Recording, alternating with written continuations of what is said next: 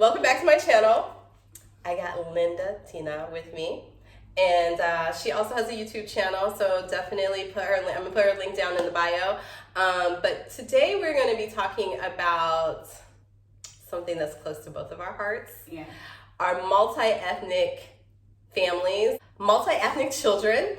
So Linda's from Uganda, I'm American, and there's lots of feelings about, I'm gonna use the word that everybody uses. I never use this word, biracial kids, especially like when you talk about black and white kids, right? Yeah. So I'm gonna ask you right now, go ahead, subscribe to the channel, because you know what, this conversation is gonna blow your mind. I'm pretty sure about it. And go ahead, follow us both on Instagram. I'm gonna put our Instas here.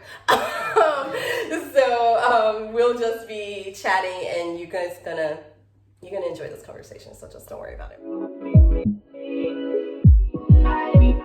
All right, so the funny thing to me, okay, is, well, you know the history in the United States with white folks. Yes. And now that there are more children who are willingly being born of, you know, families with one black parent, one white parent, there's lots of feelings about it.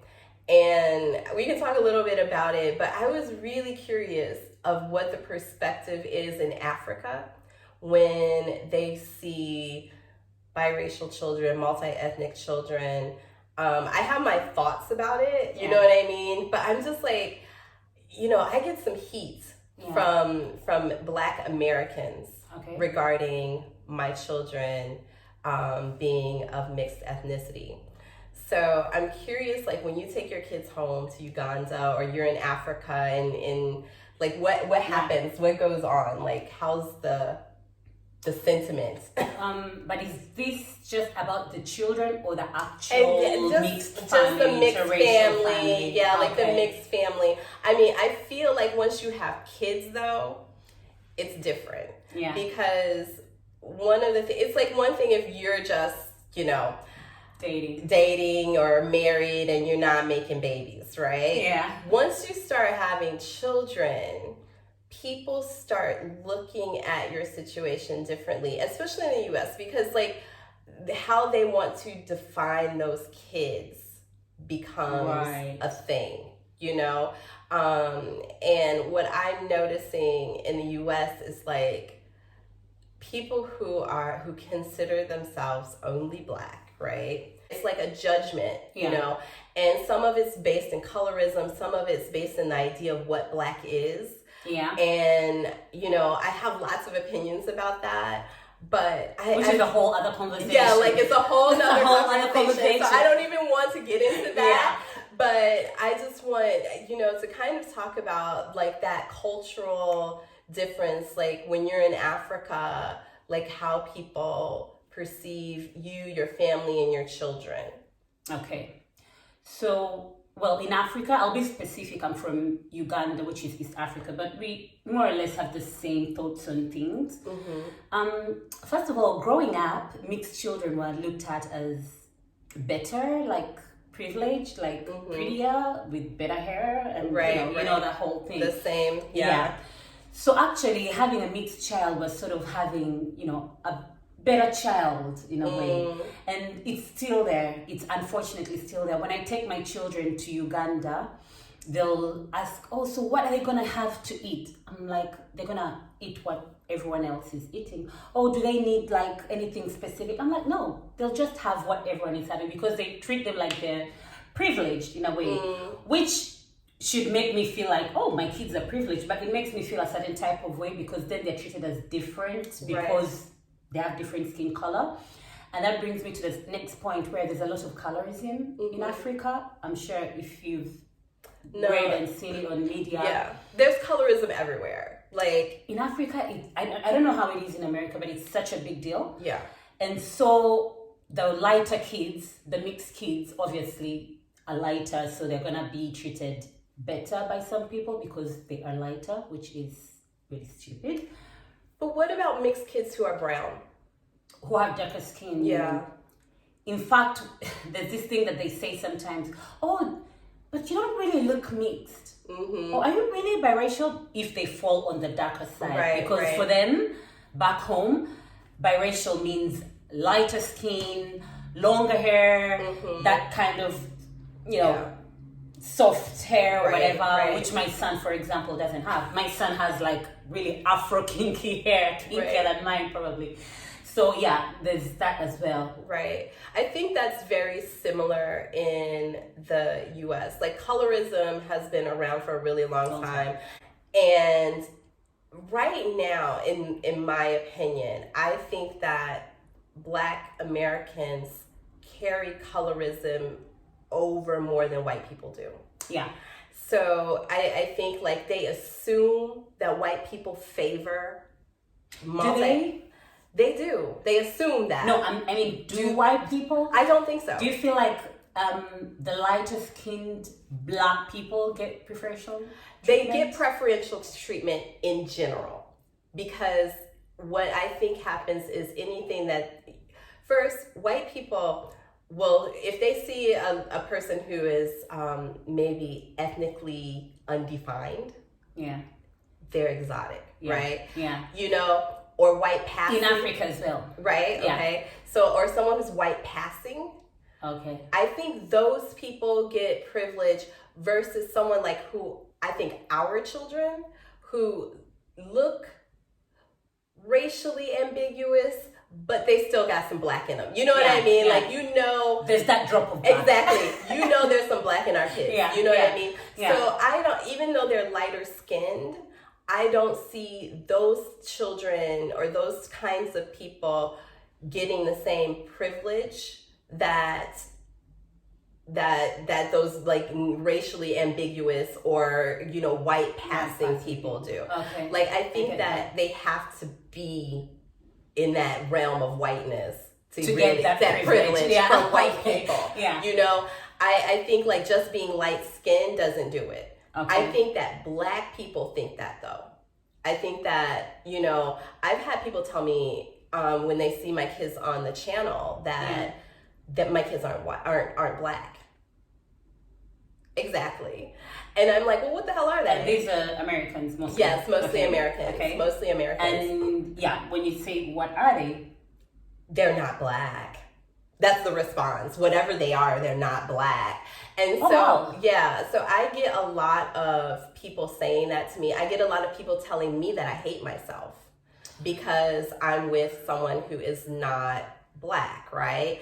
Whereas I feel like women of color who date multi-ethnically, because let's be honest, there's more than white men, y'all. Exactly. It's more than white men. And trust me, I've tried a few. Anyway, so conversation for another day. Exactly. So I what I'm saying is like I think like for us, we picked who is best for us, right? Yeah. And I was never out like I need a white man. You know what I mean? Like, but they always assume you are out to get a white man. Exactly. Yeah. Exactly. Yeah. So even back home, when you date a white man, first of all, they'll always think you've always dated only Black men or only white men. So they'll be like, oh, so you like them white. I'm like, I just like men. White, Black, Asian, whatever. Right. But they'll always think that you're this kind of person who dates only outside your race. I don't know why that's the general assumption. No, it's the assumption like that, I think, in a lot of Black communities in America as well. It's just like, as soon as they see you with someone of another race, they're like, oh. She only dates white. Right. And then, obviously, because of the poverty and, survival in Africa, it has happened that people will date white people just to, to raise their either level of living. Because in Africa, white means also money, better jobs, moving to the West, and so it's attached to that. So when they see you dating a white man, usually they'll think, oh, you're gold digger, right? She's a gold digger. And some of these white people don't even have money. It's true. But the assumption is that you're a gold digger. If you meet in Africa, the idea is you want a green card or whatever, residence abroad, in the West to escape Africa. Right. Then, like you mentioned, that's when you're dating and, maybe you're married without kids. When you have kids, they're like, okay, it is a serious relationship. So actually, they're serious because you've had kids. Exactly. Then the attention moves to the kids. So these kids, how are they raising them? Are they white? Are they black? Are they somewhere in between? Right. What's their identity? So attention then moves to the kids. But there's always that assumption that it can't be real, which is very unfortunate. In Africa, really, it's hard for them to believe that two people of different races can just love each other and there's no ulterior motive. They always think the white man wants to experiment with a black woman. There's a fetish behind there. They've heard about African booty or whatever it is that African women can do. You do have a nice booty though. I don't, but you do. Like, you got a nice ass. I'm just putting it out there. And there's a few videos of her. Follow me on Instagram. Yeah, if you follow her on Instagram, you subscribe to the channel. Like, trust me, I'd be like, oh no, I need to do some lunges.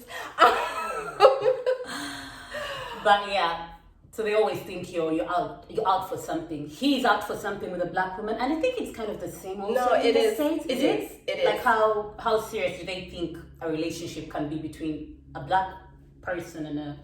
In general, with black women specifically. Exactly. I mean, it's mostly with the women. Exactly. It's if a black guy is dating a white woman, they'll get less judgment than a black woman who's dating a white man. Exactly. And it's been like that for ages. And like, in general, black women don't date multi-ethnically.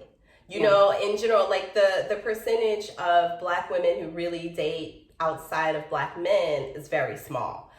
The percentage of black men dating outside of black women is much bigger. Yeah, it's much bigger. Excuse my ignorance. It's much bigger. And it's gone on for a longer period of time, right? So why do the women get more judgment, for example, in the States? Because, girl, that's a whole other conversation. We're going to be having very many of these. We should call him I know. We'll find we're gonna find a name for it. Yeah, we're gonna do a series because it's like there's so many things in there. So many different things we can pull out of and talk about because, oh Lord, I can tell you some stories about my experience in the U.S. When I'd go out with people of other races or other ethnicities, how black men. It's all patriarchy and that whole thing that is built into the mentality. And I think that's part of the reason why black women are getting more shite about dating outside of their race, right? And what I find, though, is black women who do date, marry, have children with people of other ethnicities, they bring the culture to the children. More so than the black men who are with their children. You know, not to say like they're not raising them, but they don't bring the culture, right? And that's when we see so many different aspects of why these children, and I'm not saying all white moms, but a lot of them don't think about connecting these children to their other side, you know? And so if the father really isn't making an effort, then it ends up getting more lost in the identity crises, and all of those things are more susceptible with those kids. And I think that in the black community in the United States, I think that's part of the issue too, because these kids, sometimes they put on blackness as a facade. You know what I mean? But not because they actually really relate to the culture. Exactly. Right. And if you really think about it, you know, up until more recently, it's not been that many black women having children with men of other ethnicities.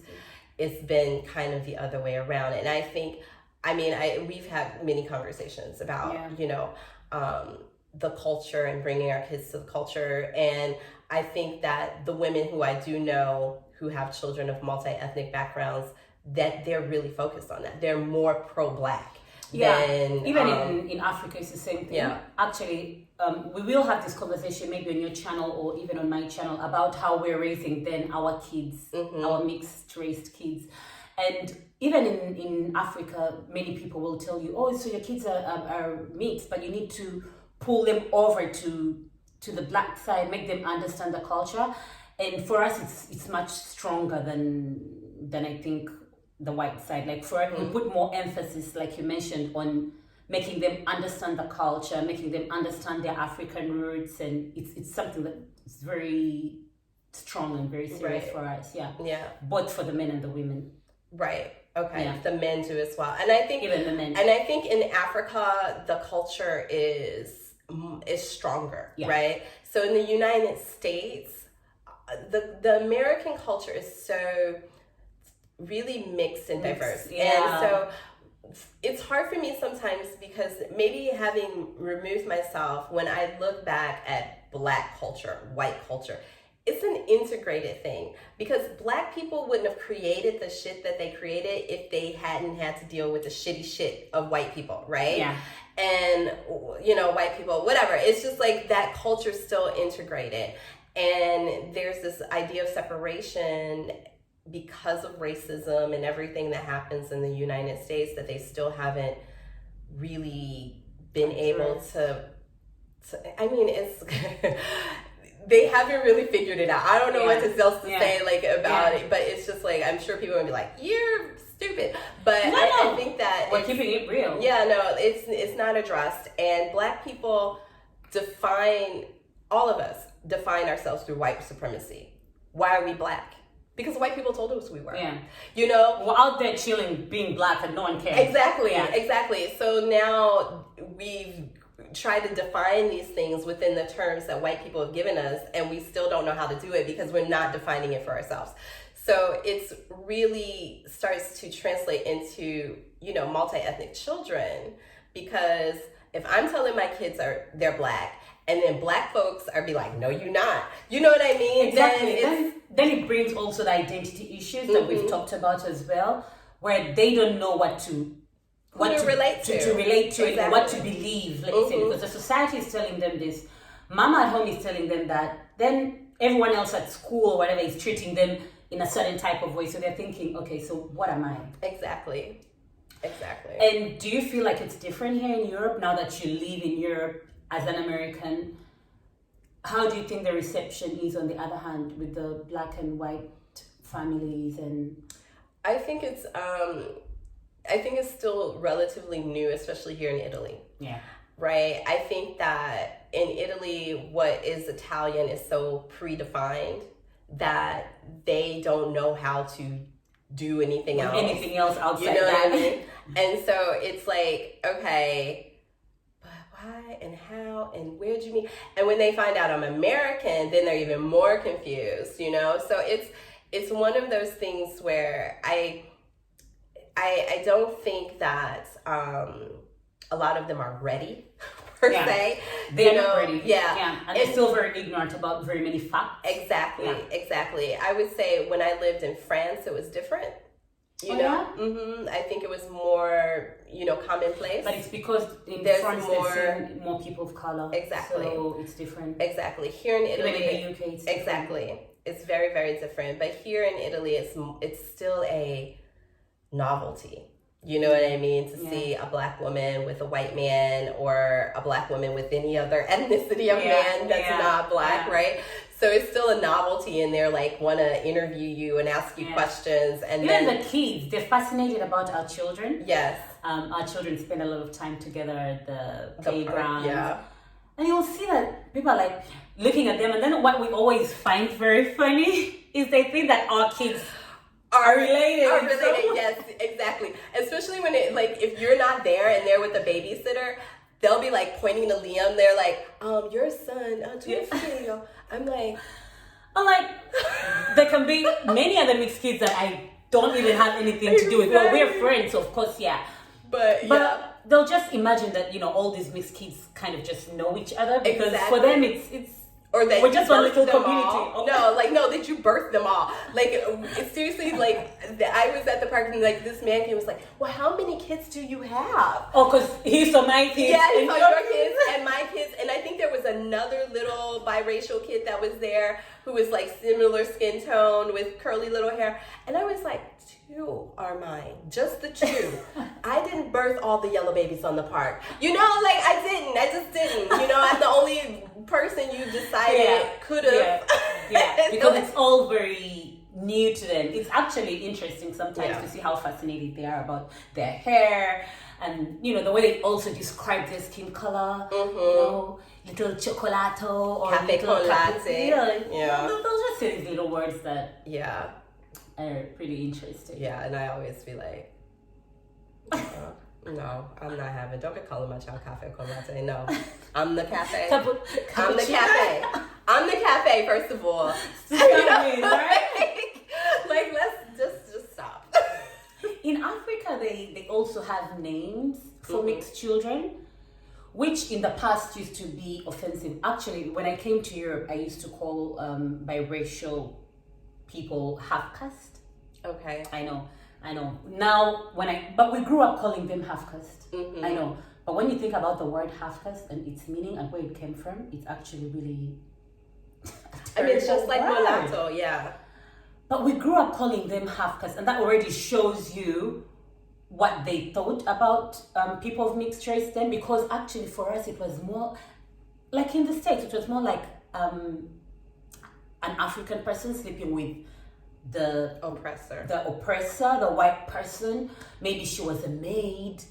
Actually, that's why they were always curious about where did they meet? Where did your parents meet? Like, there has to be a story behind there that's not 2 people who met and fell in love.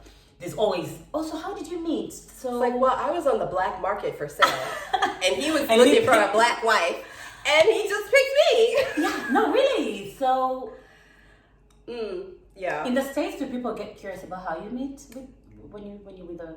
Yeah, I think they get curious about how you met, because like they assume maybe you work together. You know, like there's a reason that you ended up in the same space. Yeah, like close contact. You couldn't have just been walking down the street and been like, oh no, well, hello. You know what I mean? No, like there has to be some story behind whatever it was. So I think that it's very similar.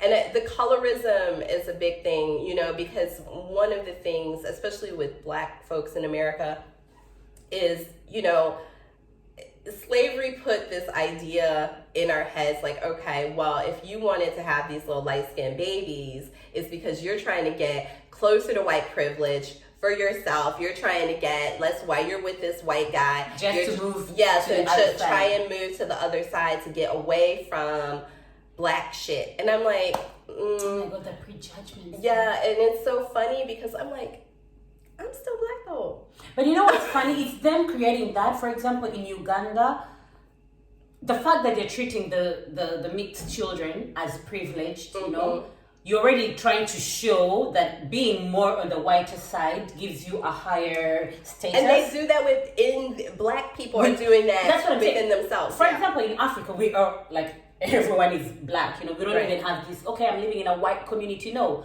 everyone is black, but in that space of black people, you're treating the few people of lighter skin or the few white people that are there like they're of higher status. So it's you already creating that, you know, there's a privilege. But what about black people who are lighter skin, have soft hair with 2 black parents in Africa? Oh, their skin is more beautiful. But do they recognize black people can be black even in that sense? You know what I mean? Like, maybe they're seen as more beautiful, but look that's still like 2 black parents. Black. Yeah, 2 black parents make this little, maybe lighter skin, softer hair, black child. I don't think they think about that. They'll just say like, okay, this one is lighter, but okay, the parents are both black, okay. But it's just the novelty of white sperm. White sperm, yeah. That's just what it is. Wow. That's just what it is. Because that's the thing. I have family members who are lighter skinned than my children with two black parents, right? So I always get like really funny when people are like, your kids are black. I'm like, wait till you see my cousins with two black parents, and they're lighter skinned than like than my children who are half. So I'm just like, Blackness is this thing that's broad. Yes. It's a spectrum. Exactly. It's not defined by these little minute features. Oh, your nose, like they break out a ruler and they're like, how wide is your nose? I've had that here because my kids really had tiny noses, and I've had that like, oh my God, your noses are like so tiny. They're different from the people of, like, trying to say the people of color. Oh my God. And I'm like, okay. Right. Like that's been part of, the little microaggressions here. And, being American, I think that sometimes like I've always like a little sensitive, maybe more sensitive, because I'm always like, the first time somebody was like, oh, like cafe con latte, I was like, ooh. Would you call his cousins fior di latte? I mean, like, but that's the thing. When you call them cappuccino, but you don't call your kids latte. So why is there a name for him and not this one? And I think that whole, even at the park, I'm such an asshole. Like the kids are always like petting my. Oh my God, and they love him. I know, and like so I start petting the kids when they come over and pet to like, see. Yeah, like I'll pet their kids. Like, oh, let me pet yours. Does this look normal to you? You know what I mean? But really, when you put it in that perspective, you're touching my kid's hair and you want to, feel his skin. Yeah. If I did the same thing, if I just came up to your kid and just starts rubbing them and touching them, how would that feel? And that's exactly what I do. When they start doing that, I start doing it to their kids. I just like, oh, what's this? What we do? We pet people like they're animals. You know what I mean? And that's part of the culture here is the caress. Yeah. Like how they teach the kids to caress each other. And I was just like, the first time they started doing it to my kid, I was like, it's weird. Yeah. Don't touch each other. Just go play. Caressing each other's bizarre. So it's just whatever. Bounce around the park. Yeah, just go play. I don't know. But I think like the fascination of how the children can differ and how they, how our children can appear more, I don't know, ethnic versus some children can be more white presenting. Some children can end up looking any spectrum, depending on what DNA they've pulled from each parent, right? Yeah. So I think here is one of those things where I'm still working through dealing with some of the stuff. In Europe specifically? In Italy, yeah. I'm just curious now if I could ask you, when you go back to the States with your children, do you feel more comfortable there or do you feel more comfortable here? Not because you live here, but the feeling of, should I call it, of belonging? It's interesting because it's a mixed bag. Because in some instances, I feel more comfortable because I feel like it's more diverse, it's more ethnically open. People aren't going to make the States. Yeah, the States. Like, white people know not to touch you. You know what I mean? Like, they know, like, those kind of rules. Yeah. Whereas here, they don't. But I think that what's uncomfortable sometimes in the US is that there's that hidden layer underneath, right? Even when I'm there and people are like, well, what are you and what are they and da, da, da. Yeah. And it's like that softer way of trying to, what are you doing with a white man? Yeah, so it's more comfortable in that people just shut the fuck up and leave you alone. Because they know not to cross those boundaries. Exactly. Yeah. But it's not like they're not thinking it. Right. And you know what they're thinking. Exactly. Yeah, I know what you mean. And one of the first times I took artists to the States, I was in line at the grocery, and this woman was trying to tell me what products to put in his hair to keep it silky. Oh. Because you don't want it to nap up. Oh. and there was a black lady, and I was I was kind of like, girl, I'll be like, why do I have to keep it silky? Exactly. Why? But like those, there's still that underlying. Okay, well, you know what? You don't want it to turn to black. Like there was that underlying kinds of idea. Yeah, and I was. You want him to be on the privileged side. Yeah. So let him. Yeah. Because even though there's a rejection of it, there's still a love of it. It's this bizarre duality. I don't think it's really the love of it. It's just getting the privilege that you can get from it. Yeah. I don't really love it, but if it's going to get me somewhere better, then I'll take it. Exactly. So I think that's part of the challenge. I mean, and then I don't necessarily I feel safer physically in Europe, just because there's less violence, there's less, those sort of things. So like that, that's the duality for me, because sometimes I don't want to raise our kids here, but then I feel like raising in the US, I have to steal a lot of joy from them that I wouldn't have to steal from them. The things they won't have to deal with here, exactly, that they'll have to deal with in the US. Yeah. But then they'll also be oblivious of some of these things. That's what I always think. I'm like, our kids who we're raising here, the things they'll never really grasp.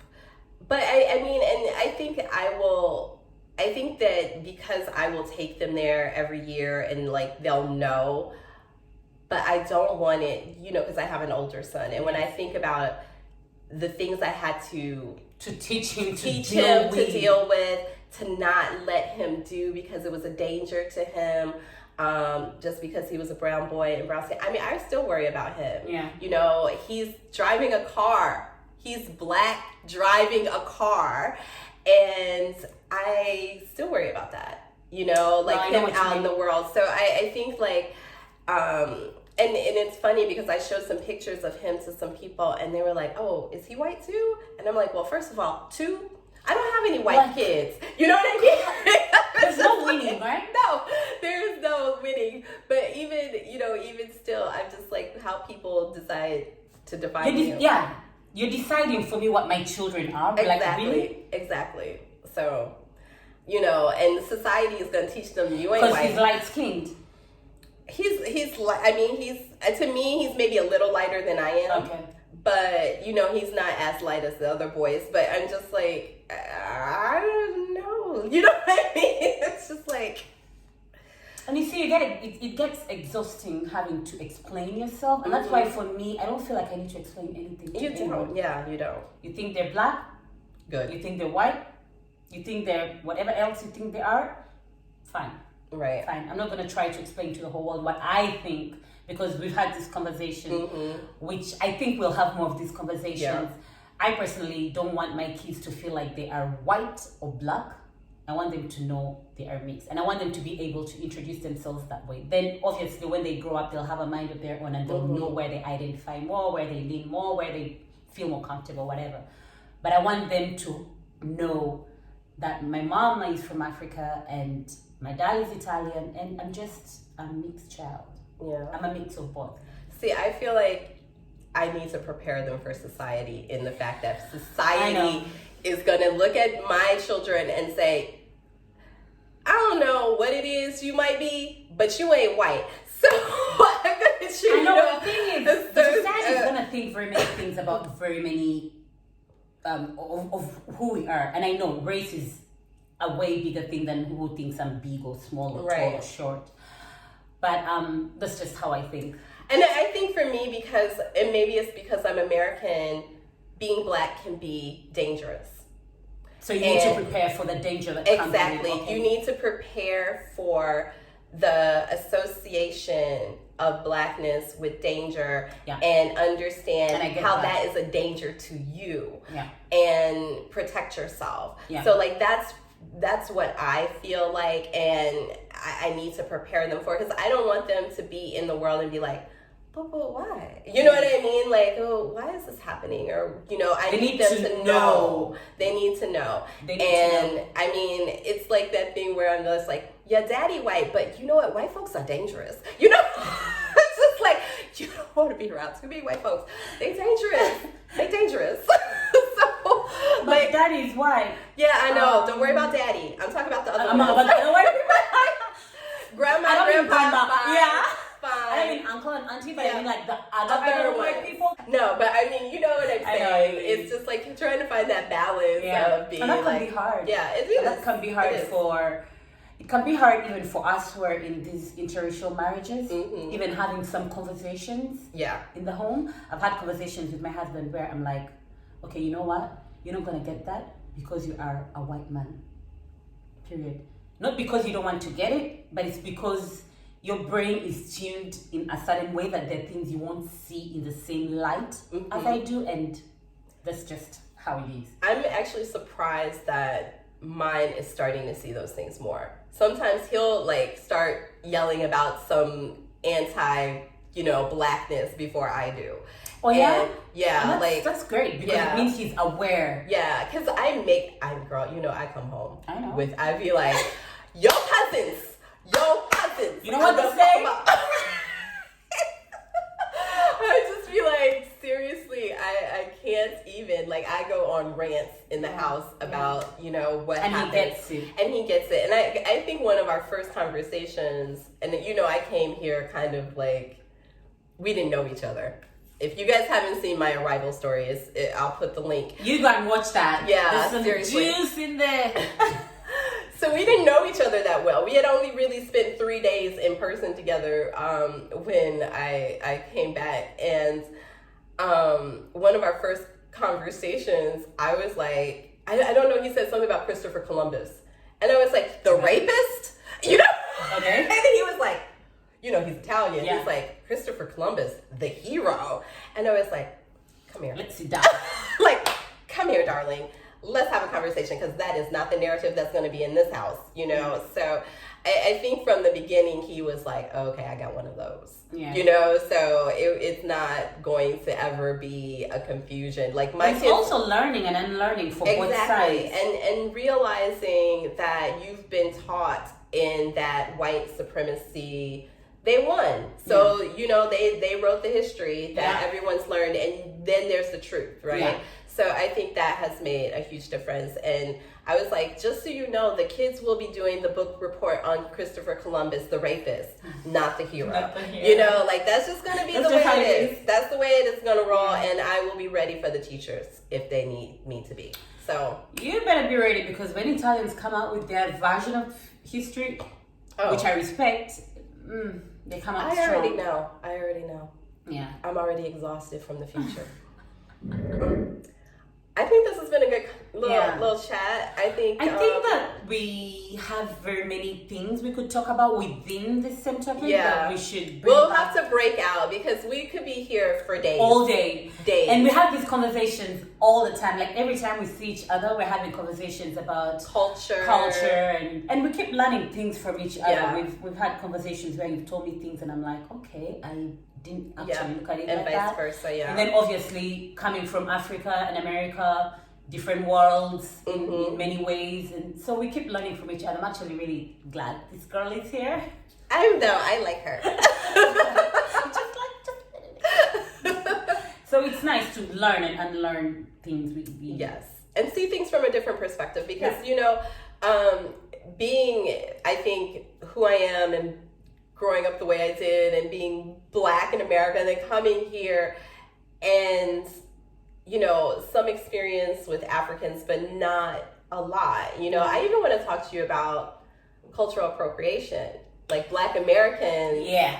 I want to We'll talk about I that. want to talk about that, because I think it's I think it's an interesting topic. We have a lot of stuff we can be sharing. So subscribe to the channel. Both our channels. Both of our channels.